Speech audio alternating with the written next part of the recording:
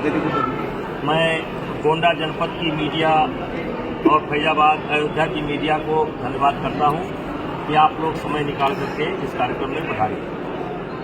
देखिए, आप लोग अवगत होंगे कि एक प्रकरण जो स्वतः निकला बाबा रामदेव के नकली घी का और महर्षि पातंजलि के नाम के दुरुपयोग का, वो बात लगता है थोड़ी आगे बढ़ गई और इसीलिए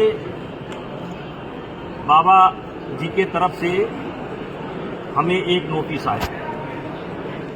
नोटिस ये है कि 3 दिन के अंदर मैं विज्ञापन के माध्यम से, मीडिया के माध्यम से या जो भी माध्यम होते हैं उनसे माफी मांगू और मैं खेद व्यक्त करूं, नहीं तो वो मेरे खिलाफ मानहानि का मुकदमा करें। हम आपसे ये कहना चाहते हैं कि यहां बृजभूषण सिंह और बाबा रामदेव के बीच कोई लड़ाई नहीं। बृजभूषण सिंह खड़े हैं किसान हित में, देश के किसानों के हित में बृजभूषण सिंह खड़े हैं और जो पातंजलि के नाम का दुरुपयोग हो रहा है उसके लिए खड़े हैं। हमारी कोई व्यक्तिगत स्पर्धा उनसे नहीं है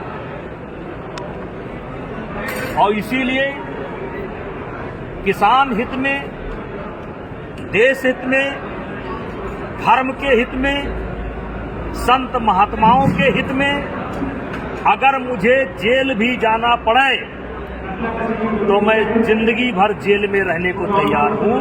मैं जमानत नहीं कराऊंगा। अगर कोई कोर्ट मुझको रामदेव जी के प्रकरण में जेल भेजती है तो मैं नंदनी नगर की धरती से खड़ा होकर के बोल रहा हूं, मैं जेल चला जाऊंगा लेकिन जमानत नहीं कराऊंगा। मुझे देश की अदालत पर भरोसा है, संविधान पर भरोसा है, तो इसलिए बाबा रामदेव या उनके चेले दुनिया को धमकावें, हमको ना धमकावें। हम देश हित में, समाज हित में कुछ भी कर सकते हैं। हम यहाँ पर जो बैठे हैं एक सामान्य परिवार में पैदा हुए और आज 6 बार से 7 बार से गोंडा की जनता, बलरामपुर की जनता, कैसरगंज की जनता जो मुझे बना रही है सांसद, विधायक, तो मैं रामदेव की कृपा पर नहीं बन रहा, मैं जनता की कृपा पर बन रहा और जनता मेरे साथ है। और एक चीज मैंने ये तय किया है कि शीघ्र ही महर्षि पातंजलि के जन्मभूमि पर पूरे देश के संतों का वो एक आह्वान करूंगा और 7 दिन तक वो कार्यक्रम चलेगा और मैं संत महात्माओं से आग्रह करता हूं और स्वयं मिलकर के आग्रह करूंगा कि महर्षि पातंजलि के नाम का दुरुपयोग और किसान के साथ हो रहे अन्याय का ये जो जन आंदोलन है, इस आंदोलन को संतों का आशीर्वाद मिलना चाहिए। क्योंकि आम आदमी जब थक जाता है, निराश हो जाता है, तो संत ही कमान उठाते हैं। और मैं देश के संतों से आह्वान कर रहा हूं कि महर्षि पातंजलि जी के भूमि पर आप आकर के अपना आशीर्वचन कहें और अगर मैं गलत हूं तो मुझको गलत कहें। यदि रामदेव गलत है तो रामदेव को गलत कहें। आगे जैसा आप चाहेंगे वैसा मैं करूंगा। ये आंदोलन मैं अब देश के संतों को और देश के आम नागरिकों को समर्पित करता हूं, देश की जनता को समर्पित करता हूं। केवल रामदेव ही नहीं है, रामदेव के चेले बैठे हैं, हर कस्बे में बैठे हैं। कानपुर से बनी हुई मिठाई गोरखपुर तक सप्लाई होती है, 100 रुपया किलो सवेरे सवेरे रख दी जाती है। ये भी रामदेव के पट्टे हैं। ये नकली पनीर जो बन रहा है ये रामदेव के पट्टे हैं। रामदेव डुप्लीकेट खाद्यान्न है उनके वो हैं राजा। लेकिन जगह जगह पर पहुंचे। इसके लिए जनता को जागरूक होना पड़ेगा। जनता जागरूक हो, किसान हित में, अपने बाल बच्चों के हित में, देश हित में जनता भी जागे। अगर उसके अगल बगल कहीं नकली घी बन रहा है, नकली प्रोटीन बन रहा है, नकली पनीर बन रहा है, नकली दूध बन रहा है, तो जनता को आगे आना होगा। और जनता जब आगे आएगी तो ये जो गौ पालन से हमारा मोह भंग हुआ है, गाय पालन से हमारा मोह भंग हुआ है, भैंस पालन से हमारा मोह भंग हुआ है, ये मोह फिर वापस आएगा। जिस दिन किसानों को अपने मेहनत का उचित लाभ मिलेगा, उसी दिन फिर गौ पालन की प्रति प्रेम बढ़ जाएगा और भैंस पालन की प्रति प्रेम बढ़ जाएगा। लेकिन आज ये जो गौ की उपेक्षा हो रही है, लोग गौ छोड़ रहे हैं, गौ के गले में तार लग रहा है, गौ मर रही है, इसके कारण ये नकली खाद्य पदार्थ, दूध से बने हुए नकली खाद्य पदार्थ जो भी बना रहे हैं, ये है। और इसके सम्राट हैं, इसके राजा हैं रामदेव।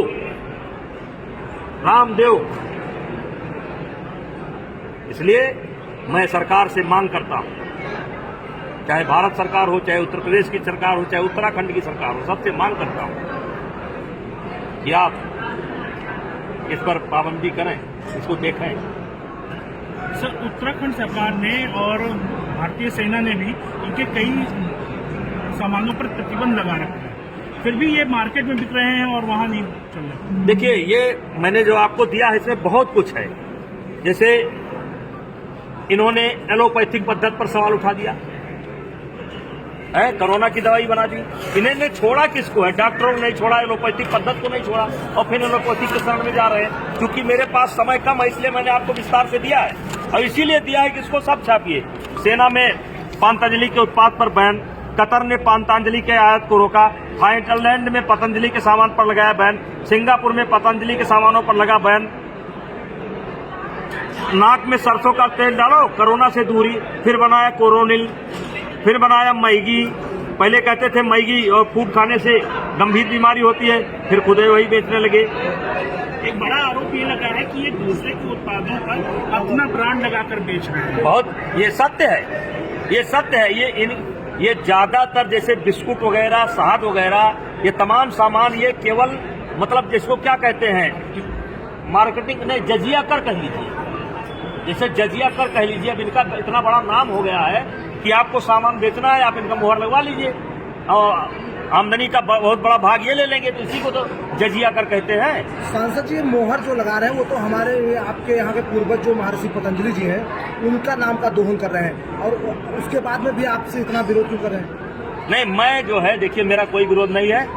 मैं महर्षि पतंजलि का वो सदुपयोग कर रहे हैं या दुरुपयोग कर रहे हैं, ये जिम्मा मैं देश के संतों को देता हूँ, और इसीलिए शीघ्र ही एक संतों का सम्मेलन बुलाऊंगा, और जो कम से कम 7 दिन तक चलेगा, और देश के संत फैसला लेंगे कि रामदेव को हक है कि नहीं है। अब यह आंदोलन देश के संतों के हाथ। रामदेव के बहुत करीबी आने वाले दिनों में बाबा रामदेव के उत्पादों पे बैन करने की मांग भारत सरकार को। देखिए, ऐसा है कि 100% कोई गलत नहीं होता, 100% न सही होता है, न 100% गलत होता है। लेकिन इनके जो भी उत्पाद है, विशेष करके ये जो खाद्य पदार्थ हैं इनके, ये तो बैन होने योग्य हैं, और या जांच करा लिया जाए तो खाने योग्य है।